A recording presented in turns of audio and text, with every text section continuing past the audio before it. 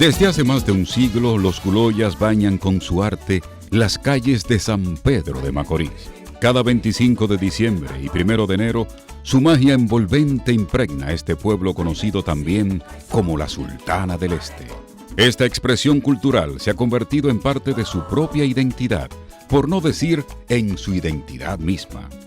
Hablar de Guloyas es sinónimo de cocolo y hablar de cocolos es sinónimo de San Pedro de Macorís, como si todo fuera la misma historia. La expresión cultural Guloya llegó a San Pedro de Macorís con los cocolos hace más de 100 años. Pero, ¿de dónde llegaron los cocolos a la Sultana del Este? ¿Qué los motivó a llegar allí? ¿A qué se dedicaban? ¿Dónde se establecieron? ¿Por dónde llegaron? Bueno, yo creo que las emigraciones han sido normales de pueblo en pueblo. Y en ese tiempo que había una emigración cocola, había una necesidad en esas islas.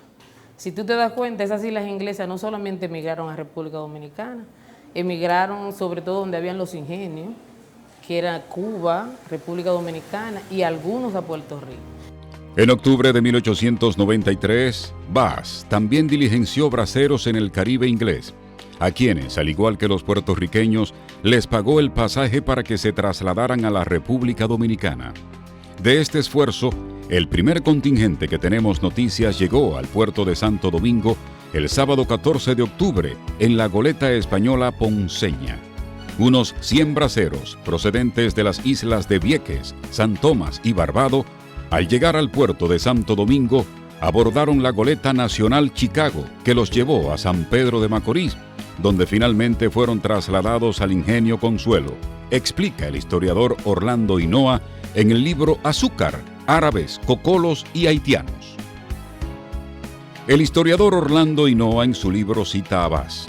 Se trata del empresario azucarero William L. Bass, de origen norteamericano, aunque nacido en Cuba.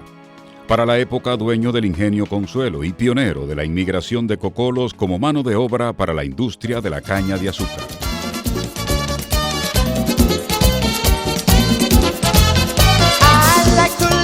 Street of San Pedro de Macorís. I like to live in the streets of San Pedro de Macorís. I like to sing. Sí, cuando la industria azucarera va tomando un poco de modernidad con el vapor, etcétera, se opta por traerle las islas a los emigrantes baloventinos porque son asequibles al idioma para la administración americana.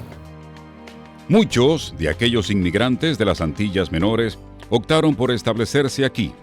En el país encontraron mejores condiciones de vida que en sus zonas de origen. Además de islas de Vieques, San Tomás y Barbado, llegaron de San Quix, Nevis, Montserrat, Dominica, Antigua, Anguila, San Martín, Islas Vírgenes, Aruba y Curazao. Los costos del viaje los cubrían los empresarios del azúcar. Ellos vinieron mayormente a los ingenios y también a la agricultura. Es imprecisa la fecha de llegada del primer contingente de inmigrantes de las islas inglesas traídos a República Dominicana como mano de obra para los ingenios de producción de azúcar y para el corte de la caña. Para la zafra que se preparaba a finales del año 1890, los braceros cocolos empezaron a llegar en gran cantidad a los ingenios dominicanos. El Listín Diario informó que sobre 1.200 cocolos han desembarcado ya en el puerto de esta ciudad y aún hay anunciado muchos más. Una fecha u otra. La realidad es que la llegada a San Pedro de Macorís de los primeros inmigrantes de aquellas islas se produjo en la última década del siglo XIX. Para la época, la Sultana del Este ya se había convertido en la principal fuerza productora de azúcar en República Dominicana. 10 años antes, San Pedro de Macorís aportaba solo el 14% de la producción nacional. Entonces tenía instalado 2 ingenios. Para 1892, ya la fuerza de la mano de obra de la inmigración de las islas se dejaba sentir. Los inmigrantes de las Antillas Menores adquirieron en San Pedro de Macorís el calificativo de cocolos. El origen del término arrastra toda una ola de imprecisión. Algunos hablaban de que fueron los braceros dominicanos quienes primero utilizaron el término. Los braceros dominicanos procedían en gran proporción del sur del país, en cuya región llamaban cocolos a los negros haitianos que atravesaban la frontera. A pesar de que otras investigaciones están pendientes para arrojar más luz sobre el tema, por ahora se puede concluir, tal como lo hizo Pedro Mir en el año 1977, que el apelativo cocolo era inmensamente insultante cuando se empezó a usar en San Pedro de Macorís para nombrar a los braceros azucareros procedentes de las Antillas Menores. La inmigración de mano de obra cocola para la industria de la caña terminó a finales de 1920. Para entonces, había finalizado la conocida Danza de los Millones, época floreciente que vivió la industria del azúcar como consecuencia de la Primera Guerra Mundial. Entonces, los precios del producto se dispararon y trajo altos beneficios a República Dominicana. El quintal había pasado de venderse a $5.5 en 1914 a $22.5 en 1920. Luego del florecimiento llegó la crisis y los empresarios locales recurrieron a la mano de obra haitiana, más barata y accesible. La inmigración cocola tuvo su final hace casi un siglo. Sin embargo, la impronta cocola en diversas áreas permanece y tratan de que no se olvide, como es el caso de la cocina cocola. Yo creo que es muy importante porque es una gastronomía que ha ido en decadencia y por tal razón nosotros hemos tratado de poder dar a entender a esta juventud que hoy en día hay en nuestro pueblo de que verdaderamente la gastronomía cocola es importante para nuestra cultura en República Dominicana. Juan Silier Dunker es el administrador del restaurante Rincón Cocolo, ubicado en el barrio Miramar, en San Pedro de Macorís. Sus abuelos llegaron de Curazao y San Martín en 1910. Se establecieron en el Ingenio Angelina, donde su abuelo fue jefe de mecánica. Su familia trabaja en la preservación de la cultura cocola. Con ese fin tienen una fundación y el restaurante. Nosotros vemos lo que es el fungito, el domplín, el bacalao, el pescado, el taco, el pan cocolo, el pan de batata, el componente. Esos productos mayormente son productos que son accesibles al pueblo. Los cocolos también introdujeron al país diversos frutos, entre ellos el pan de fruta, el nance o nanche, conocido como ponceré, y el guavaberry. También ha sido su cultura, sobre todo. No solamente la gastronomía, sino su cultura. Si tú te das cuenta, los cocolos que están aquí en San Pedro de Macorís, donde más se desarrollaron fueron en las iglesias. Los cocolos eran protestantes, eran líderes de iglesias protestantes, líderes de barrio, de logias. Nadal Walcott, reconocido cuentista y pintor de descendencia cocola, considera que el aporte de sus ancestros también se extiende por otras áreas.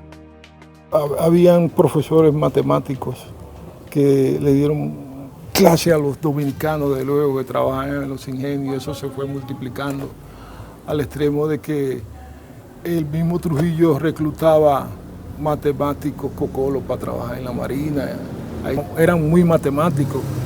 En la cuestión de la industria azucarera, los primeros químicos azucareros fueron de origen cocola en su mayoría. La descendencia cocola también le ha dado al país deportistas de talla mundial, entre ellos Ricardo Carti, Alfredo Griffin, Juan Samuel, Jorge Bell, entre otros muchos. Pero cuando se habla del gran aporte de aquella inmigración, hay que mirar de manera obligada al teatro cocolo danzante, popularizado como Los Guloyas. Bailando me siento feliz. En San Pedro de Macorís.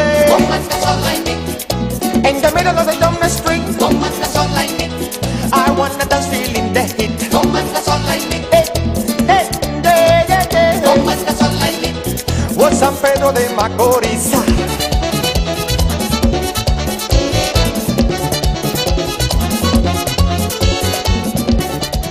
Guloyas son una manifestación que vinieron de la isla, de aquellos inmigrantes que vinieron hacia el corte de la caña a finales del siglo XIX, a principios del siglo XX, que vinieron a trabajar aquí en la industria azucarera. Javier Adames Santana es coordinador del Teatro Cocolo Danzante.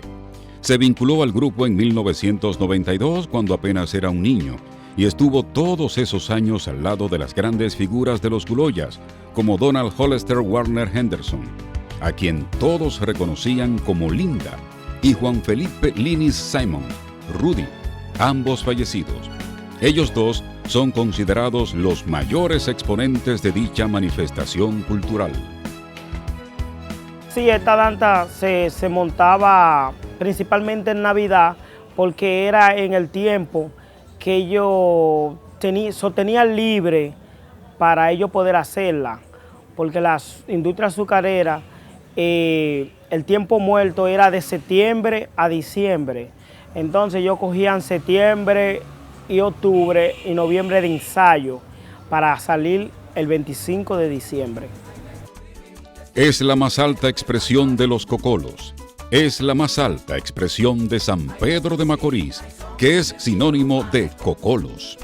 No es casual que la Organización de Naciones Unidas para la Educación, la Ciencia y la Cultura, UNESCO, la haya declarado como Patrimonio Cultural Oral e Intangible de la Humanidad.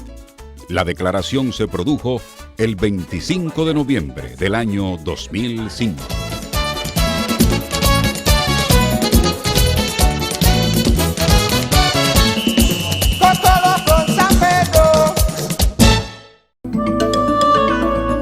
Videocine Palau, canal oficial de René Fortunato en YouTube. Suscríbete.